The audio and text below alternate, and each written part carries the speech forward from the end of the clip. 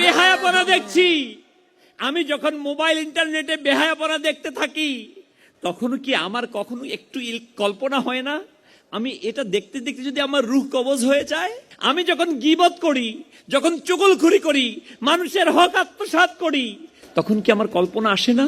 আমরা তো মুসলমান রয়েছি, আমার আপনার দ্বারা এমন কর্মকাণ্ড না হোক যেটার কারণে অন্তর ময়লা হয়ে যায়।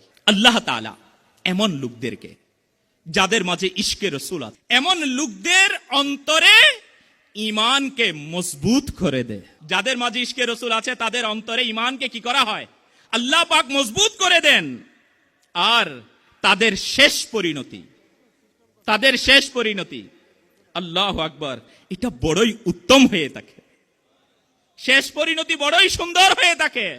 হ্যাঁ, আল্লাহ তাআলা হযরতে জিবরাইল আমিন আলাইহিস সালামের মাধ্যমে এমন লোকদেরকে সাহায্য করে থাকে। আল্লাহু আকবার, এতটুকুতে শেষ নয়, যাদের কাছে ইশকে রাসূল আছে তাদেরকে চিরস্থায়ী জান্নাতে প্রবেশ করানো হবে, যার নিচে নহর সমূহ প্রবাহিত। এই আশিকানে রাসূল, শুনুন, এমন লোক আল্লাহ পাকের বড়ই পছন্দনীয়। যাদের মাঝে ইশকে রাসূল আছে, আল্লাহ পাক তাদেরকে বড়ই মহব্বত করে, বড়ই ভালোবাসে।